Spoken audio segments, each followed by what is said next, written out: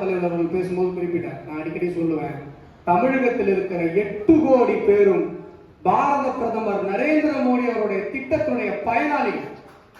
8 கோடி பேர். முத்ரா கடன்ல மட்டும் தமிழகத்தில் 2 கோடி பேர் இங்க கடன் வாங்கியிருக்காங்க. கடன் வாங்கியிருக்கார்கள் என்று சொன்னால் அவர்களுடைய தொழில் முன்னேறி இருக்கிறது. ஆனா இங்க திமுக என்ன பண்ணுது? ஸ்டிக்கர் ஓட்டுறதை தவிர வேற ஏதாவது அரசியல் தெரியுமா உங்களுக்கு?